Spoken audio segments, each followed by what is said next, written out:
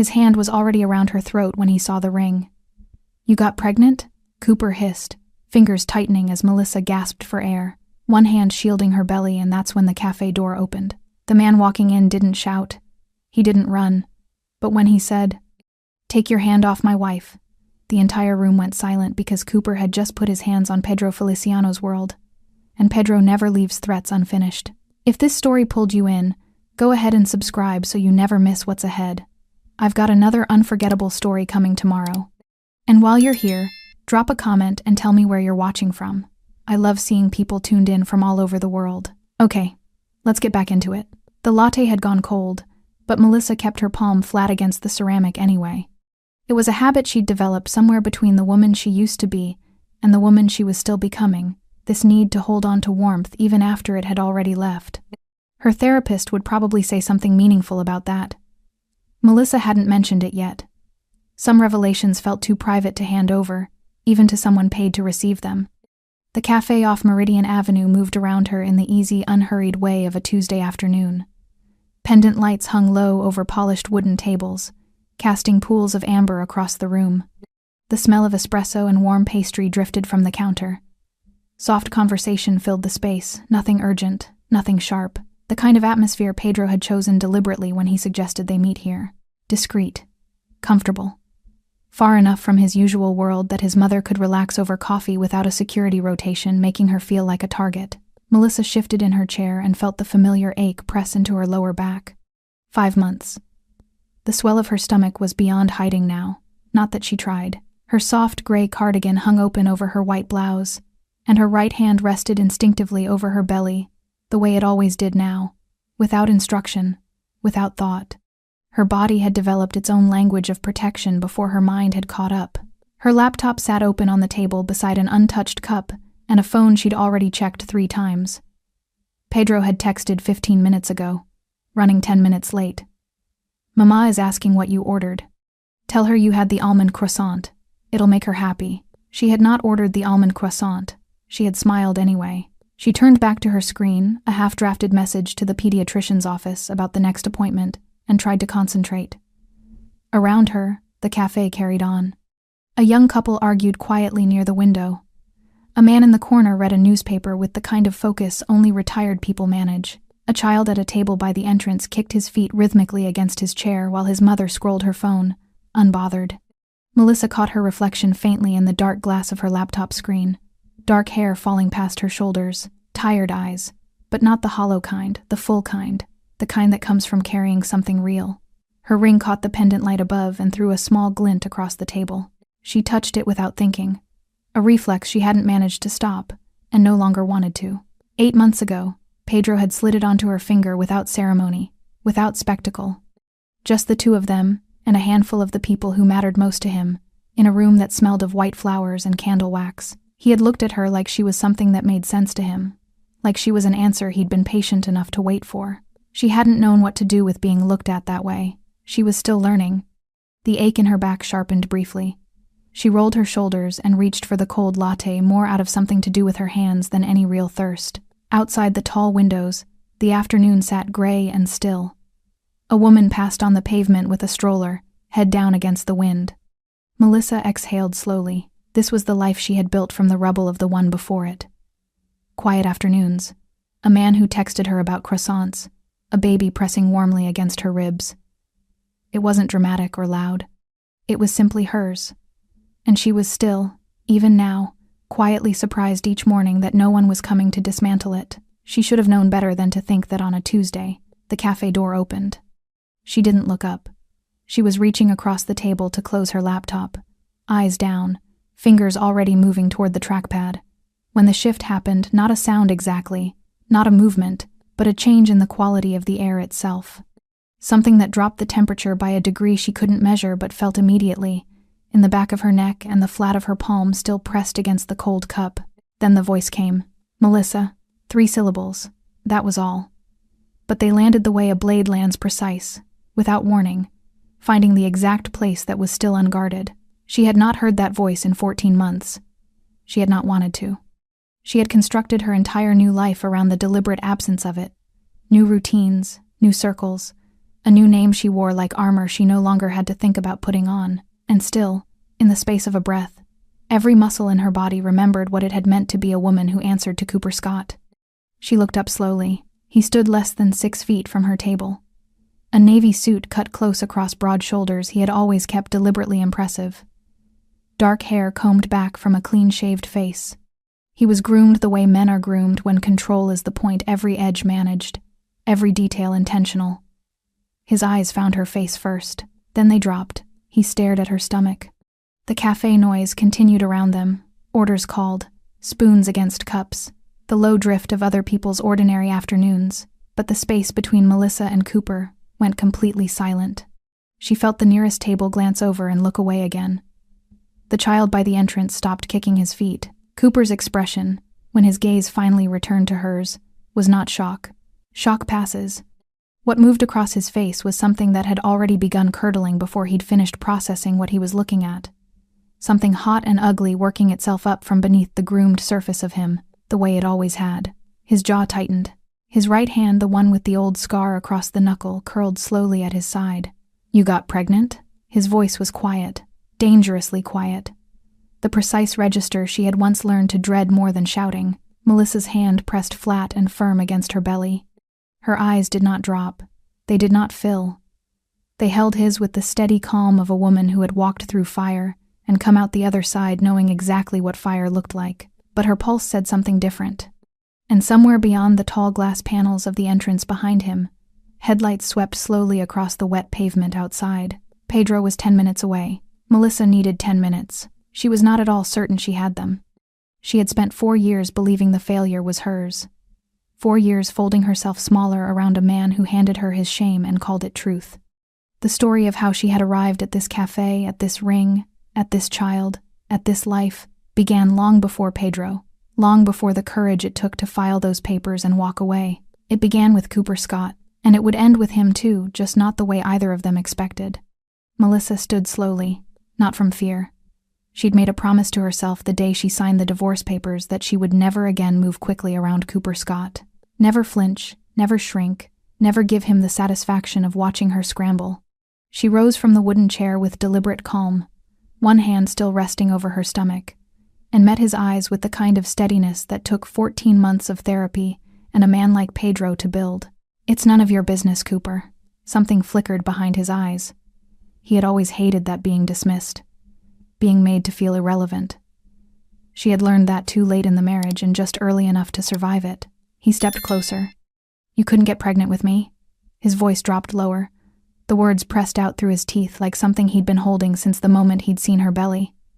4 years. 4 years, Melissa. And now you're...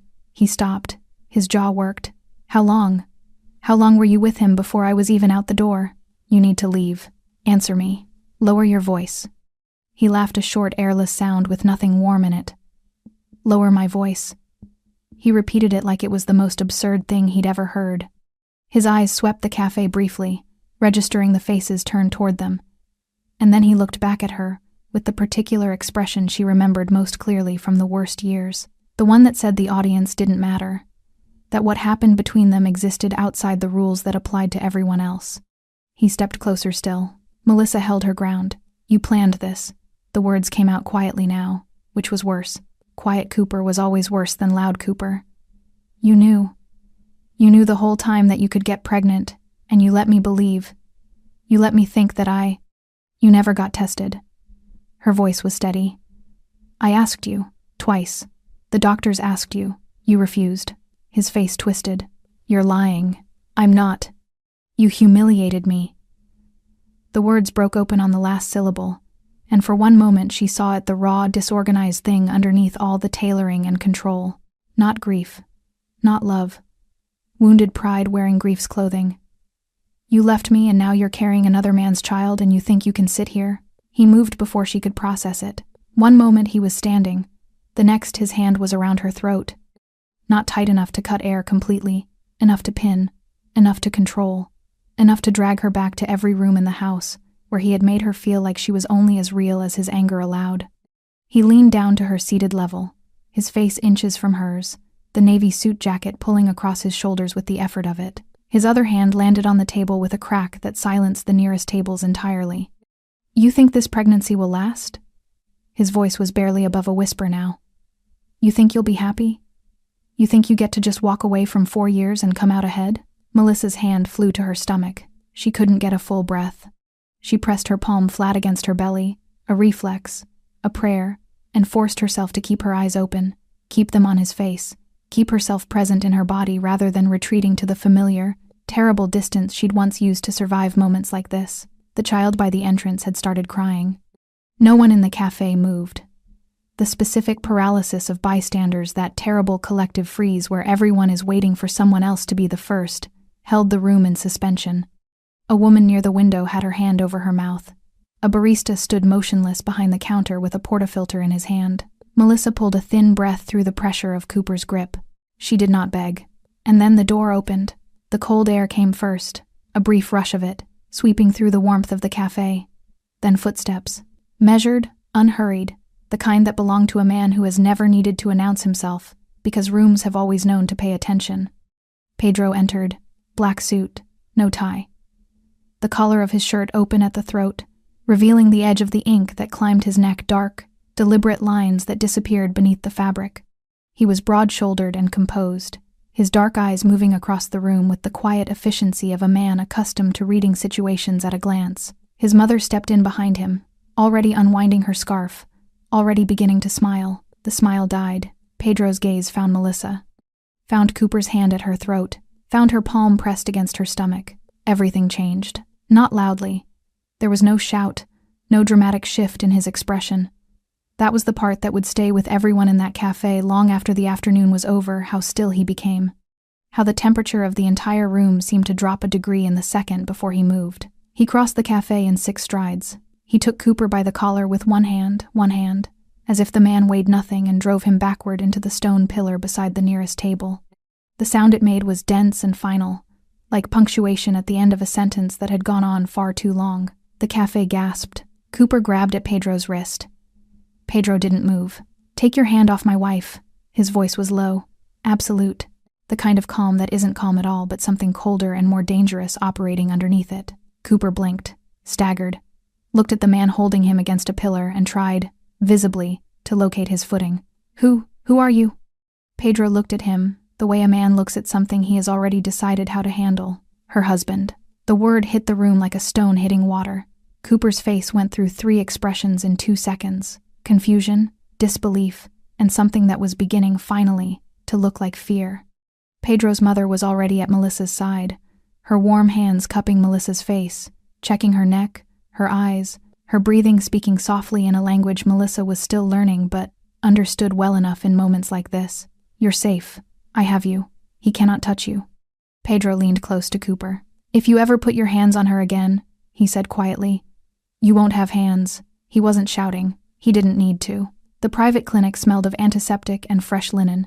Melissa sat on the examination table with a paper sheet crackling softly beneath her every time she moved, her cardigan pulled tight around her shoulders, her eyes fixed on the small monitor beside the bed.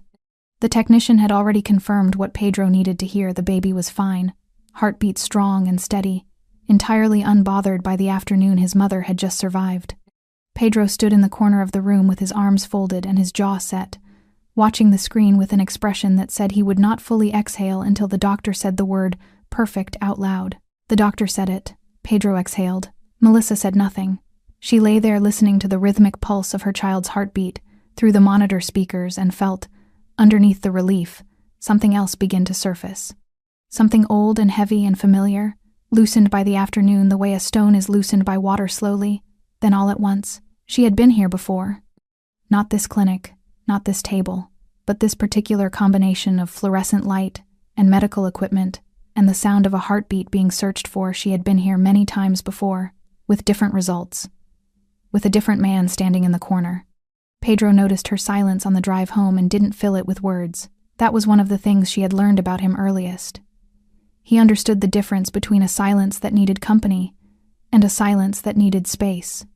He rested his hand over hers on the center console and kept his eyes on the road, and that was enough. That night, after his mother had retired to the guest room and the apartment had settled into quiet, Melissa sat at the kitchen table with a cup of tea she wasn't drinking and let the memories come. She had been 26 when she married Cooper Scott. She had loved him the way young women love men who are certain completely, and with a trust she had not yet learned to portion carefully. He had been charming in the early years, attentive, the kind of man who remembered small things, who made her feel chosen, who spoke about the future with such easy confidence that she had believed, genuinely, that his certainty extended to her. They started trying for a baby in the second year of marriage. It had felt exciting at first, hopeful. She remembered the optimism of those early months, the tracking apps, the vitamins, the careful scheduling that still managed to feel romantic because they were doing it together. Because the trying was an act of wanting something shared. Then the months became a year. The doctor appointments started. Blood work, hormone panels, an HSG test that left her cramping on the examination table while Cooper waited in the car because hospitals made him uncomfortable. Everything came back within normal range. The doctor suggested they test Cooper next. Cooper refused. "I know I'm fine," he said that evening, loosening his tie at the kitchen counter, not looking at her. "There's no point." She had tried to reason with him. Once, twice, 4 times over the following months, each conversation ending the same way, with Cooper's patience thinning, his certainty hardening, his willingness to discuss it closing like a door being pulled firmly shut. And then the cruelty started. Not all at once. That was the thing about the way Cooper operated. It was never sudden enough to be undeniable. It arrived in increments. A comment here, a withdrawal there. The way he stopped reaching for her hand in public. The way he began referring to her body with a clinical detachment that made her feel like a faulty appliance he was still deciding whether to return. "You knew something was wrong with you before we got married, didn't you?" She remembered exactly where she'd been standing when he said it. At the sink, washing the dinner dishes, steam rising from the water. She had gone completely still. "That's not true." "Then why can't you give me a child?"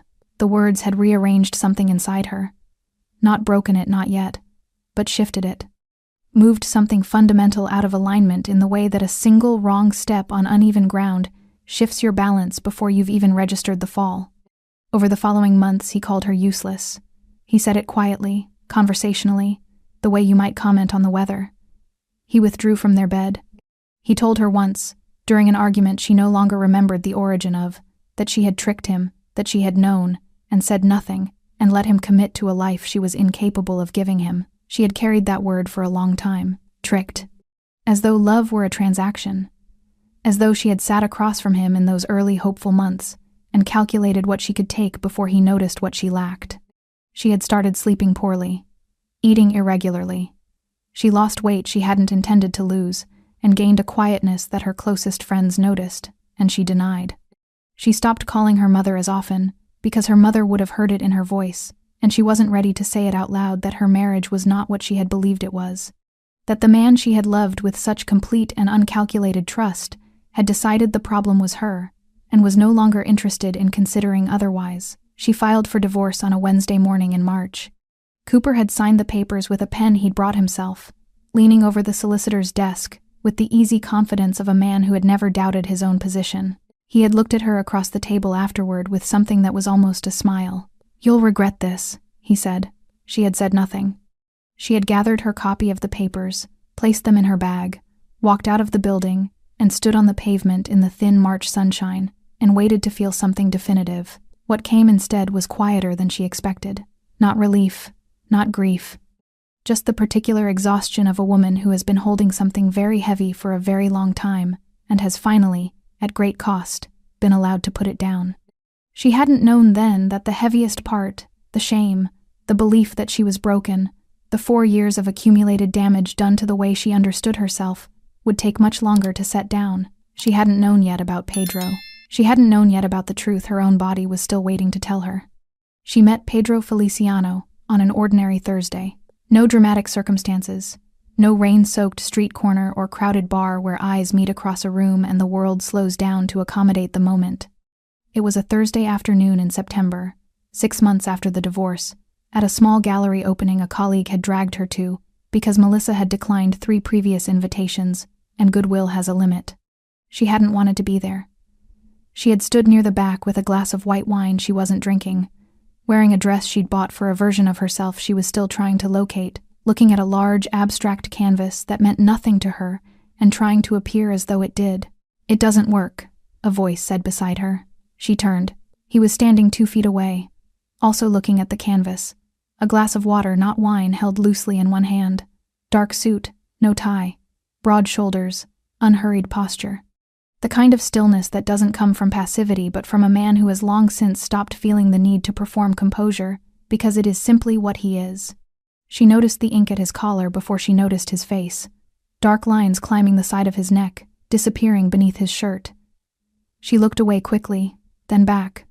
"The painting," he added, as though she'd asked. "The scale is wrong for the emotion it's trying to carry. Too wide. It dilutes it." She looked at the canvas again. "I thought it was just me," she said. He glanced at her then. Dark eyes, direct without being aggressive. "It's not just you." That was how it started. They talked for 40 minutes in front of a painting neither of them liked. And then he asked if she wanted to get coffee somewhere that wasn't this gallery, and she had said yes before she'd fully decided to. They walked 3 blocks to a quieter place and sat across from each other at a corner table and kept talking. And at no point during those 2 hours did Melissa feel the specific alertness she had grown accustomed to around men, that low-level monitoring, the constant background calculation of how much space she was taking up, whether her voice was too much, whether she was saying the wrong thing and would pay for it later in some quiet, deniable way. With Pedro, she simply talked. He listened the way very few people listen, not waiting for his turn, not constructing his response while she was still mid-sentence, but actually receiving what she said and sitting with it before he answered. It was disarming in a way she hadn't anticipated and didn't quite know what to do with. They saw each other again the following week, and the week after that. It was on the 4th meeting dinner this time. A small Italian place he'd chosen because the owner knew him and they could speak without interruption that she told him about the marriage. She hadn't planned to. It came out the way things come out when you are finally in the presence of someone who makes you feel safe enough to be honest gradually. Then with a rush she couldn't stop once it started. She told him about the trying, the doctor visits, the negative tests, the way hope had slowly curdled into something she no longer recognized. She told him about Cooper's refusal to be tested. She told him about the word defective, spoken in the kitchen of a house she had believed was a home. She told him about the divorce and the March pavement and the exhaustion that had followed her out of the solicitor's office, like a second shadow.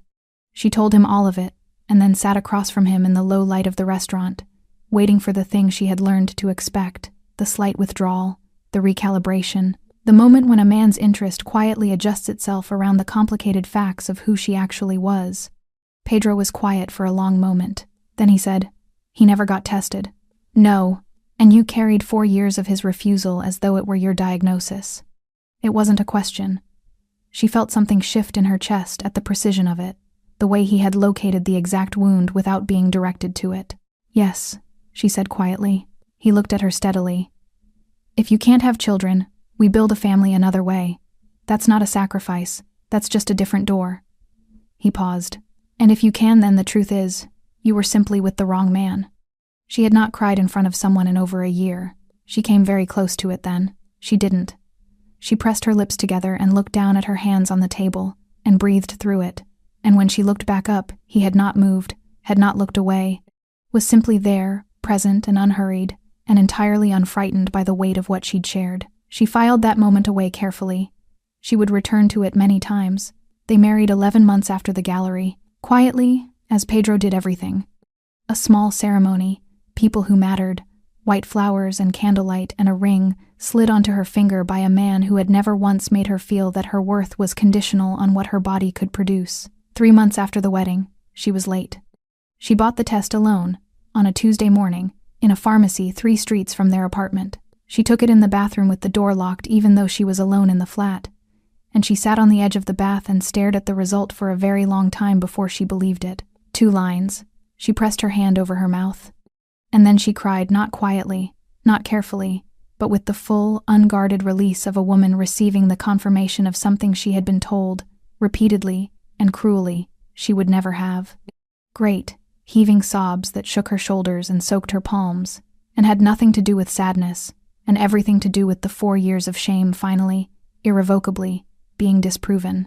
The problem had never been her. It had never been her. When Pedro came home that evening, she met him in the hallway with the test still in her hand. He looked at it, then at her face, Then he pulled her into him without a word and held her there while she cried again, his hand steady at the back of her head.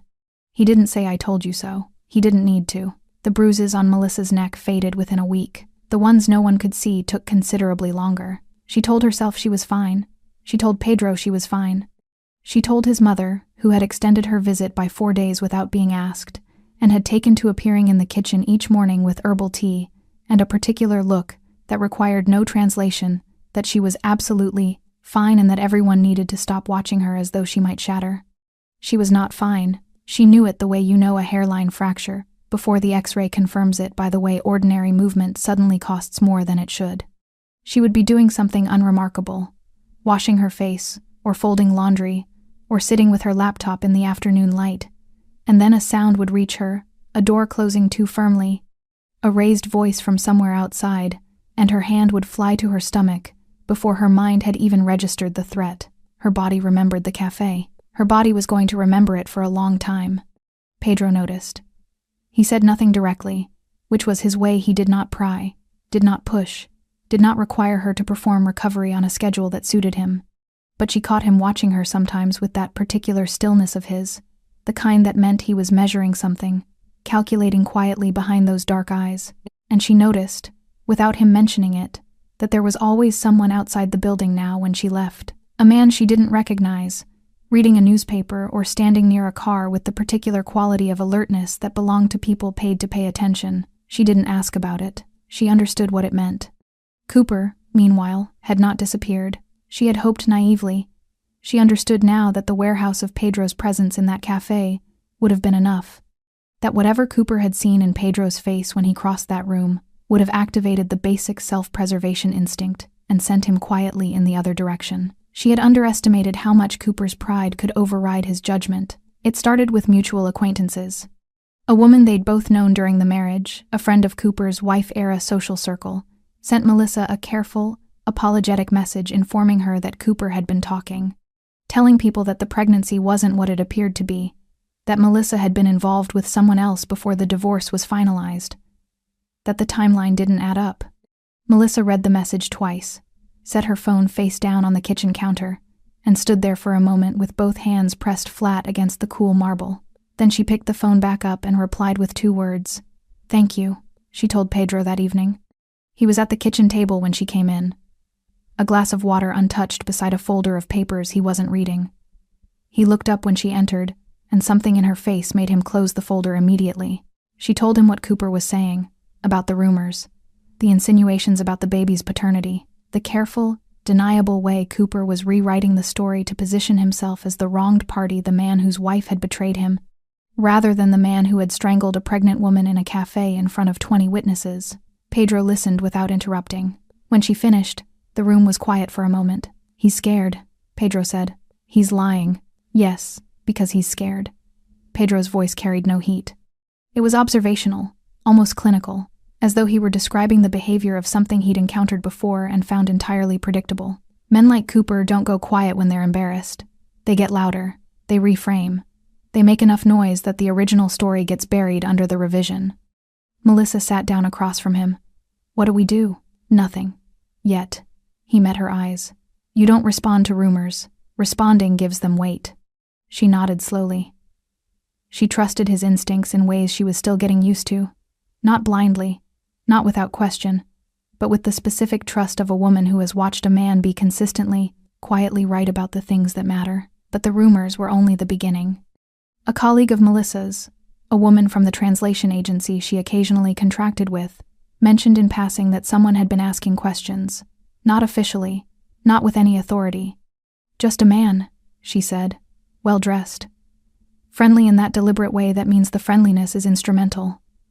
Asking about Melissa's schedule, what hours she kept, whether she drove or took public transport to her appointments." Melissa felt the cold move through her before the woman had finished the sentence. She called Pedro from the pavement outside the agency building, her hand cupped over her phone against the wind, and told him what she'd heard. There was a brief silence on his end, 3 seconds, maybe 4, of the particular quality of quiet that preceded Pedro making a decision. "Go straight home," he said. "Don't stop anywhere. I'll send Rodrigo to walk up with you from the car." "Pedro." "Melissa." His voice was gentle but absolute. "Please." She went straight home. That evening, Pedro came in later than usual, said little over dinner, and afterward sat in his study for 2 hours with the door closed. She didn't disturb him. She had learned to read the architecture of his silences, which ones were processing, which ones were planning, which ones meant something had shifted in the world beyond their apartment walls, and he was deciding what to do about it. This one was planning. 2 days later, one of Pedro's men came to him with a report. Melissa was in the living room when she heard the low exchange in the hallway, too quiet to make out, but with a tone that made her set down her book and sit very still. Pedro appeared in the doorway a few minutes later. He looked at her with an expression she hadn't seen before. Not anger, not worry exactly, but the focused, controlled intensity of a man confronting information that has changed the shape of a problem. "What is it?" she asked. He crossed the room and sat beside her. "Cooper has gambling debts," he said quietly. "Significant ones. And the men he owes money to are not the kind of men who wait patiently." She stared at him. "There's more." Pedro's jaw tightened slightly. "He's been in contact with people I know. Not friends. The other kind." The room felt smaller suddenly. "The cafe wasn't just anger," Pedro said. "He was trying to provoke something, create leverage." He paused. "This wasn't random, Melissa." She felt the cold settle into her bones. Outside the apartment window, the city carried on indifferent, unhurried, entirely unaware that the afternoon in the cafe had not been an ending at all. It had been an opening move. Pedro didn't sleep that night. Melissa knew because she didn't either. She lay in the dark beside him, listening to his breathing, measured, controlled, but not the slow cadence of a man at rest. He was awake and thinking, and somewhere in the careful architecture of his mind, decisions were being made that he wasn't ready to share with her yet. She didn't press him. She stared at the ceiling and felt the baby shift against her ribs, and thought about leverage. The word kept returning to her.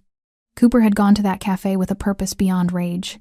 That was the part her mind kept circling, kept pressing on the way a tongue finds a sore tooth, not because pressing helped, but because the shape of it was still so difficult to accept. She had spent 14 months constructing a narrative in which Cooper was simply a damaged, angry man who had handled rejection badly. A man whose cruelty was born from insecurity rather than calculation. The idea that it might be both, that a man could be genuinely wounded and genuinely predatory at the same time, sat in her chest like something she didn't yet have a word for. She fell asleep somewhere near 3 in the morning. When she woke, Pedro was already gone from the bed. She found him in the kitchen, dressed, 2 cups of coffee on the table, and his phone face down beside them. He looked up when she appeared in the doorway, and whatever he saw in her face made him pull out the chair across from him without speaking. She sat. She wrapped her hands around the cup. "Tell me everything," she said. He did. Cooper's debts, Pedro explained, were not recent.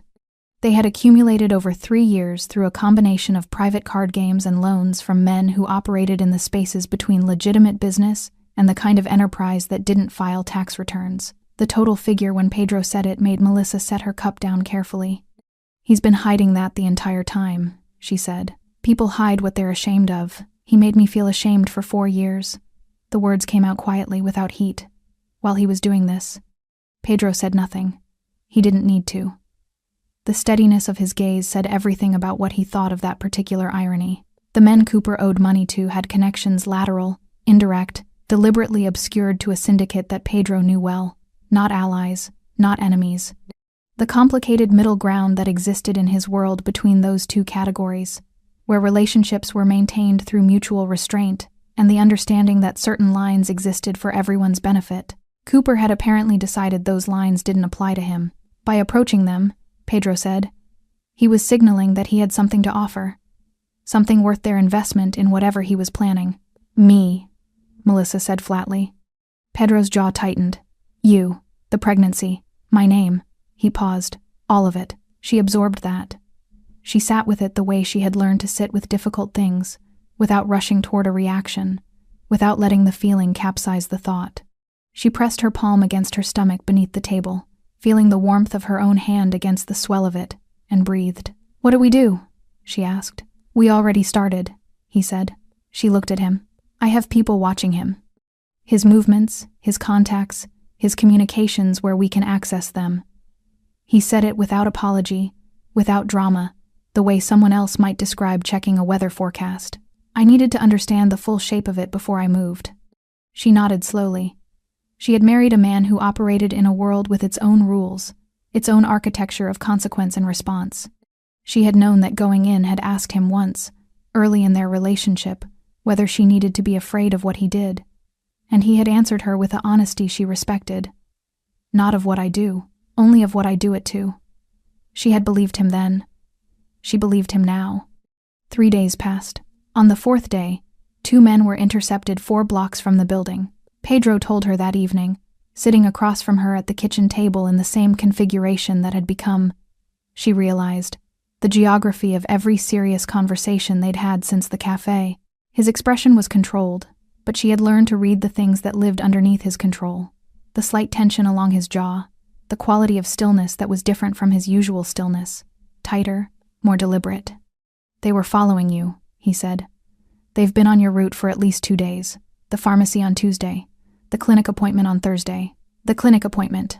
She felt the cold move through her in a wave. They were watching me at the clinic, she said. Yes. She pressed both hands against her stomach this time. Not a reflex, a conscious act. A deliberate claiming of the space her child occupied, as though the pressure of her palms could form a barrier between her baby and a world that had apparently decided to use him as currency. Cooper, she said. Cooper, Pedro confirmed. She looked at him. How do you know it was him? Because I asked them, Pedro said simply. She didn't ask what that had looked like. She found in that moment that she didn't need to. She found that 14 months ago, she might have been disturbed by the absence of detail, by the calm with which he delivered information that implied a significant amount of pressure had been applied to produce it. But 14 months ago, she had also believed that the failure of her marriage was biological and personal and entirely her fault. She had revised a great many beliefs since then. Cooper had hired men to follow a pregnant woman to her medical appointments. That was what he had done. She let that sit in the room between them for a moment, the full, unvarnished shape of it, stripped of context and justification, and the long history that people use to soften the edges of what they know. Then she looked at Pedro. You said you needed to understand the full shape of it before you moved, she said quietly. Do you understand it now? Pedro held her gaze. Yes, he said. She nodded once. Then do what needs to be done. She rose from the table, placed her cup in the sink, and walked to the bedroom without looking back. She heard, faintly, the sound of Pedro reaching for his phone. And somewhere across the city, a well-dressed man in a navy suit received an invitation he had not expected and could not refuse. Cooper arrived at the docks at 9 o'clock. Melissa didn't know this at the time. She was at home, sitting in the armchair by the bedroom window with a book open in her lap that she hadn't read a single page of, listening to the city settle into its nighttime register, the distant percussion of traffic, the occasional voice from the street below, the particular quality of quiet that a city produces after 10 when the urgent part of the day has finally exhausted itself. She had told Pedro to do what needed to be done. She had meant it. But sitting alone in the lamplight with her child pressing gently against her ribs, she found that meaning something and living inside the consequences of it were 2 different experiences entirely. She turned a page she hadn't read and tried to breathe evenly. Cooper had dressed for the meeting the way he dressed for everything, as though appearance were armor. Dark trousers, fitted jacket, shoes that caught the light. He had received the invitation through an intermediary, a brief and businesslike message that suggested a conversation about mutual interests and named a location and a time with the kind of quiet authority that didn't leave room for negotiation. He had told himself, on the drive over, that he still had leverage. He had told himself that Pedro Feliciano was a man like any other man, that beneath the reputation and the money and the ink climbing his throat was someone who could be reasoned with, bargained with, brought to a position of compromise if approached correctly. Cooper had always believed he was very good at approaching things correctly. He walked into the warehouse with his shoulders back and his jaw set, and he understood immediately, in the way the body understands things before the mind has finished arguing, that he had made a series of very significant miscalculations. The space was large and dim, lit by a single overhead source that created a pool of light in the center of the room and left the peripheries in shadow. The shadows were not empty. Cooper could sense rather than see the people standing in them still, unhurried, positioned with the deliberate geometry of men who had done this before and found it unremarkable. Pedro stood in the center of the light. No jacket this time. Dark shirt, sleeves pushed to the elbows, the tattoos on his forearms visible, dense, elaborate work that disappeared under the rolled fabric. He had his hands in his pockets, and his expression was the same one Cooper had seen in the cafe. Not angry, not performing menace, simply present in the particular way of a man who has already decided how everything in this room is going to proceed and is now simply waiting for the other person to catch up. Cooper stopped 6 feet from him. He opened his mouth. Pedro spoke first. "You touched my wife." He said it the way someone states a fact in a document, without inflection, without pause, with the particular weight of something being recorded. In a public place, in front of witnesses, with your hand around her throat. Cooper's prepared speech rearranged itself somewhere in his chest. She provoked, "You hired men to follow her." Pedro continued as though Cooper hadn't spoken. "To her medical appointments, to the clinic where she goes for prenatal care." A pause. "You put surveillance on a pregnant woman." The word surveillance in Pedro's mouth sounded different than it would have in anyone else's. Clinical, official, as though it belonged in a ledger of offenses that was being carefully maintained. Cooper felt the first real thread of cold move through him. "I needed information," he said. His voice came out less steady than he'd intended. "You needed leverage," Pedro said. "There's a difference. Leverage implies you had something to trade." He tilted his head slightly. "You don't. I know people. The people you owe money to." Pedro nodded slowly. "Yes, we've spoken." He let that sit for a moment, let Cooper absorb the specific implication of "we've spoken," the casual authority of it, the suggestion that conversations had been had in rooms Cooper would never be invited into, and outcomes had been agreed upon that did not require his input. They send their regards, and their apologies, actually, for the inconvenience. Cooper's mouth went dry. The rehearsed confidence he'd carried through the warehouse doors had not exactly evaporated, it had simply become irrelevant. The way a map becomes irrelevant when you realize you're in a completely different country than the one it charts. Pedro removed his hands from his pockets. He crossed the distance between them slowly, unhurried, and stopped close enough that Cooper had to resist the instinct to step back. This close, the full dimension of him was apparent, not just the physical scale, but something less quantifiable. The absolute absence of performance, a man who had nothing to prove to this room or anyone in it. "Here is what happens now," Pedro said quietly. "You signed the Meridian contracts over to my attorney, the building on Carver Street, and the stake in the logistics company." He paused. "That covers what you owe, partially." Cooper's stomach dropped. "Those are worth." "I know what they're worth. You can't just—" "Cooper," Pedro said his name simply, without sharpness. "Look around this room." Cooper looked.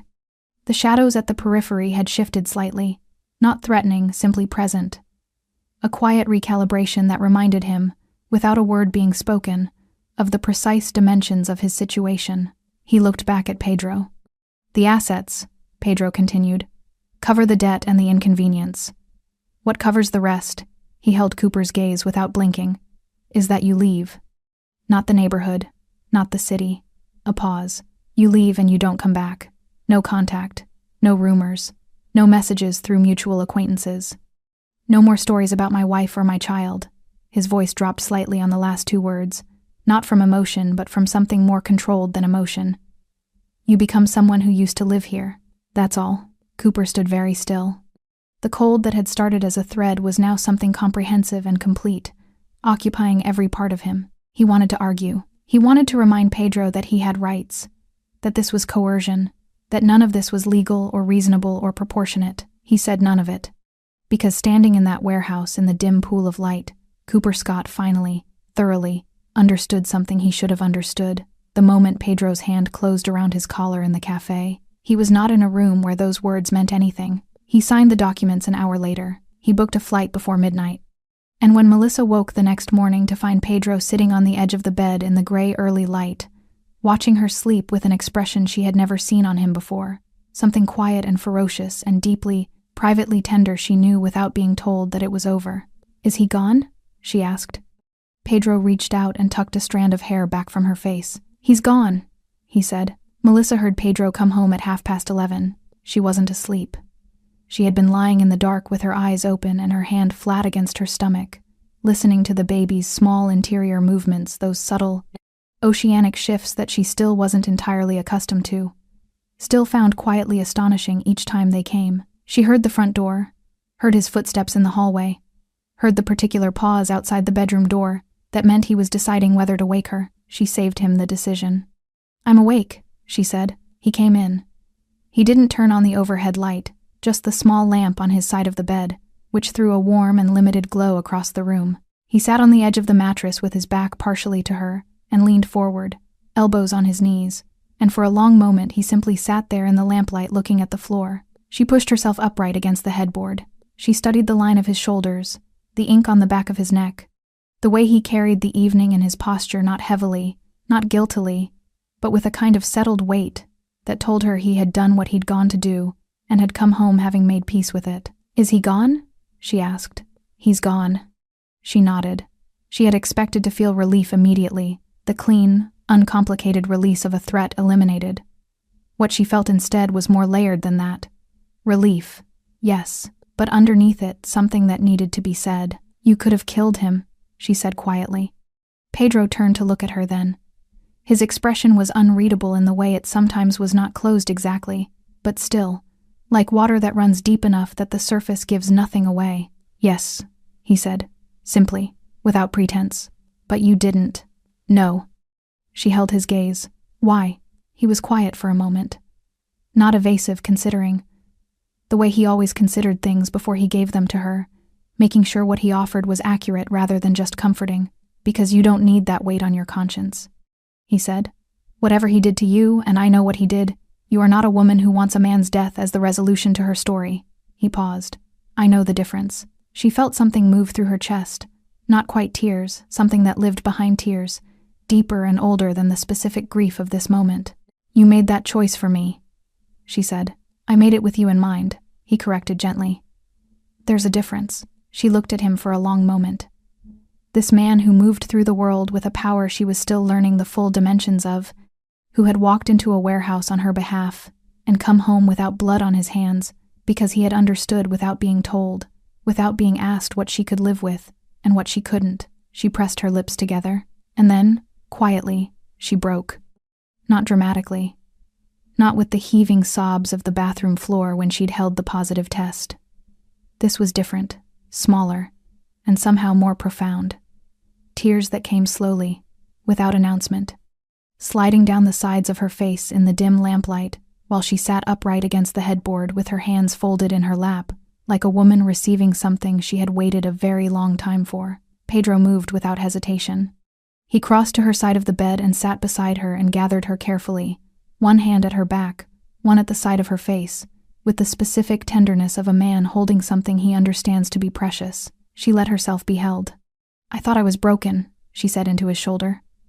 The words came out unguarded, stripped of the careful phrasing she usually applied to this particular wound. Raw, direct, the version of the sentence she had never quite said out loud to anyone, including herself, in exactly these words. Pedro's hand stilled against the back of her head. "I know," he said. 4 years. She pulled back slightly to look at him. Her voice was steady now, or trying to be. 4 years I believed him. I genuinely believed that I was the problem, that there was something fundamentally insufficient about me. She shook her head slowly. I rebuilt my entire understanding of myself around a lie a man told me, because he was too proud to walk into a clinic and give a sample. Pedro looked at her with those dark eyes that saw through the surface of things. "You were not broken," he said. "You were with the wrong man." He held her face in both hands with the careful, unhurried attention of someone who wanted to make sure every word landed where it was meant to. There is a profound difference between those two things. And I need you to understand that, not because I'm telling you, but because it's true, because your body proved it, because that child, he moved one hand gently to her stomach, is proof, not of what you lacked, of what you always had. She covered his hand with hers. The tears came again. She didn't fight them this time. She let them run their course in the warm and private quiet of their bedroom, held against a man who had chosen consistently, deliberately, from the very beginning to see her clearly. This was the thing about Pedro that she had struggled, early on, to fully trust. Not his power, not his world, but his consistency. The fact that he had never once wavered in the way he saw her. She had been waiting, in those early months, for the adjustment for the moment, when the reality of who she was caught up with the version of her he seemed to believe in, and he recalibrated accordingly, withdrew, Revised. The revision never came. She understood now that it wasn't coming. She pulled back eventually and wiped her face with the back of her hand and exhaled the long, slow exhale of a woman releasing something she had been holding for years. Not all of it, these things don't leave entirely in a single night, but enough. Enough that the space where the shame had lived felt different. Lighter. Like a room after the windows have been opened.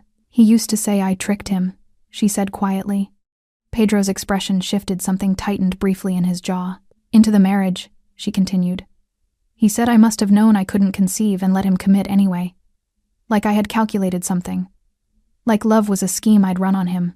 Pedro was quiet for a moment. He said that, he said, because it was the only version of the story where he wasn't responsible for anything. He paused. It had nothing to do with you. It never did. It was entirely about him. She nodded slowly. She knew that. She had known it intellectually for some time. But there is a distance between knowing a thing and feeling it land, feeling it settle into the body and become something she could carry without the weight of it dragging her sideways.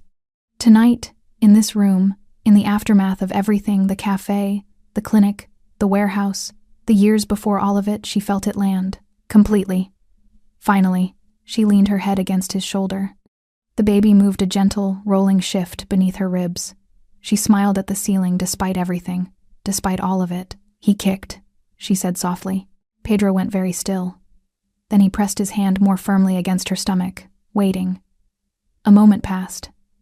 Then another small movement, distinct and purposeful, pressing back against his palm. Something changed in Pedro's face. She watched it happen, watched the controlled, composed man she had married come undone quietly, privately, thoroughly, by the pressure of his son's foot against his hand. He didn't say anything. He didn't need to. The morning after felt different. Not easier exactly. Nothing about the preceding weeks had been easy, and the residue of difficulty doesn't lift overnight simply because the immediate threat has been removed. But different. The apartment held a quality of quiet that Melissa hadn't noticed before. A stillness that wasn't the held breath variety of recent weeks, but something more genuinely settled. She moved through the kitchen in the early light making tea, and the ordinary domestic simplicity of it struck her as remarkable, in the way that ordinary things become remarkable once you've spent long enough being afraid they might be taken from you. Pedro's mother, Isadora, was already at the table. She was a compact, sharp-eyed woman in her late 60s who wore her gray hair pinned back and her opinions openly, who had extended her visit twice now without anyone formally inviting her to do so, and had somehow made herself indispensable in the process. She looked up when Melissa appeared in the doorway and assessed her in the particular way she had efficiently, without embarrassment, as though she had both the right and the responsibility to determine how the people she loved were faring. You slept, Isadora said. An observation, not a question. Some, Melissa said. Sit. Melissa sat. Isadora rose and produced a cup of something herbal that smelled of chamomile, and something sharper she didn't recognize, and placed it in front of her with the quiet authority of a woman who has spent decades understanding that care is most effective when it doesn't ask permission. He told me, Isadora said, returning to her own chair. Not everything. He never tells me everything, but enough. Melissa wrapped both hands around the cup. And? Isadora looked at her steadily. And I think you're stronger than you believe yourself to be. I also think, she paused in that deliberate way she had, choosing words with the precision of someone to whom language had always mattered, that you've been measuring your strength by how much you could endure, rather than by what you've built. Melissa looked at her. There's a difference, Isadora added. Pedro says that, Melissa said quietly, that there's a difference. He learned it from somewhere. The older woman's expression softened into something that wasn't quite a smile but lived close to it. Melissa had come to understand Pedro's world gradually, in the way you come to understand a complex piece of music, not all at once, not through explanation, but through repeated exposure until the structure beneath the surface becomes audible. She had known from the beginning that he was powerful. She had understood, in the abstract, what that power meant and where it came from, and what maintaining it required. Living inside it was different from understanding it abstractly. She had expected it to feel like pressure, like living adjacent to something dangerous that required constant awareness. She had expected to feel watched, managed, contained the way she had felt in the marriage to Cooper, where his control had been intimate and personal and dressed up as protection. Pedro's world felt nothing like that. His protection was structural rather than personal. It operated around her rather than over her. He had never once told her where she could go, who she could see, what she was permitted to think or feel or want. He had simply made sure that wherever she went, she was safe. There was a guard outside the building she had learned to nod to in the mornings. There were people whose names she didn't know, who ensured that her route to appointments was clear. It was vast and quiet, and entirely invisible when she didn't need it. And when she needed it, it was absolute. She had spent the first weeks of understanding this waiting for the condition, for the moment when the protection revealed its price, when Pedro would use what he provided as leverage over what she could become. She had been conditioned to expect that. A year of therapy, and she still flinched at the shape of it in the distance. The condition never came. She asked him once, directly. In the early months of the marriage, sitting across from him at the kitchen table in the configuration that had become the geography of their most honest conversations, whether there was something she was expected to give up. Some part of herself the marriage required her to surrender in exchange for his name and his world. He had looked at her with an expression she now recognized as the one he wore when he found a question, both fair and painful. If I wanted a woman who disappeared into my life, he said, I would have found one. I wanted you, specifically. A pause. That means I wanted everything that comes with you, including the parts that have nothing to do with me. She had believed him then. Sitting at the kitchen table with Isadora's tea warming her hands, watching the morning move through the apartment with its new, settled quality, she believed him more completely. This was what power could look like, she understood now. Not the kind that diminished, not the kind that required your smallness to maintain its size. The other kind, the kind that expanded the space around you rather than contracting it. She was still learning to inhabit that space without apology. Isadora reached across the table and placed her hand briefly over Melissa's. He chose well, the older woman said simply. Then she rose to refill her own cup, the subject apparently closed. That afternoon, Melissa walked to the window and stood looking out over the city for a long time. The streets below moved with their ordinary afternoon energy, people going somewhere, people coming back. A child on a bicycle weaving between pedestrians with the magnificent confidence of someone who has not yet learned to be afraid of the space they occupy. She pressed her palm against the window glass, cool and solid beneath her hand. Behind her, she heard Pedro come in from his study. She felt him stop when he saw her at the window, that particular quality of his attention that she had learned to sense before she could see it. He crossed the room and stood beside her, looking out at the same city, shoulder close to hers without touching. They stood like that for a while. I want to meet them properly, she said eventually. Your people, the ones who matter. Pedro looked at her. You don't have to. I know I don't have to. She turned to face him. I want to. I'm not hiding anymore. She held his gaze steadily. I'm done being a woman who makes herself small enough to fit through spaces someone else decided were the right size for her. Something shifted in Pedro's expression, something that moved behind his eyes like light moving underwater. He nodded once. Then we'll introduce you properly, he said. She turned back to the window. The city looked different from up here, she thought. It always had. But it was beginning, slowly and irrevocably, to look like something that belonged to her too. Then the first pain came, low and sharp and unmistakable. Her hand flew to her stomach. Pedro, she said. His hand was already at her back. The hospital room was very quiet. Not empty, there were nurses, a midwife, a doctor who spoke in the calm and unhurried register of someone who has attended hundreds of these moments and still treats each one with the same focused attention. But quiet in the sense that mattered. No phones, no business, no world outside the room. Pedro had cleared his entire day the moment she said his name at the window. He had not left her side since. She noticed this with a clarity that the intensity of labor somehow sharpened rather than obscured the specific, grounding awareness that he was there. Not managing from a distance. Not stationed in a waiting room with his phone and his associates. There, in the room, in a chair he had pulled close to the bed, and then abandoned in favor of standing beside her when the hours deepened and the work intensified. He was not comfortable with helplessness. She had learned that about him. He was a man built for action, for decisions, for the controlled application of will toward outcomes. Sitting beside a woman in labor and being unable to do anything except be present was, she understood, one of the harder things she had ever asked him to do without asking. He did it without complaint, without his phone, without once looking toward the door. She reached for his hand during the worst of it, and he gave it to her completely, let her grip it with a force that had nothing restrained about it, said nothing, kept his eyes on her face with the focused, absolute attention of a man who has decided this is the only thing in the world that exists right now. "You're doing it," he said quietly. Not a performance of encouragement. A simple, observed fact. She was doing it. The baby arrived at 10 minutes past 2 in the morning. The sound he made, that first, furious, magnificent announcement of existence, hit the room like something physical, like pressure. Melissa felt it in her sternum and her throat simultaneously, and she was crying before she had processed the fact of crying, tears running freely down her temples and into her hair while she reached for him, and the midwife placed him against her chest, and the world rearranged itself permanently around this new and specific gravity. He was small and warm and absolute. She held him against her and felt his weight, the particular, astonishing realness of it, and could not speak. There were no words that fit the inside of this moment. She had imagined it many times over the past 5 months, had rehearsed in the privacy of her own mind what she might feel, and none of the rehearsals had come close to this. This was the thing itself, unmediated and complete. She looked up.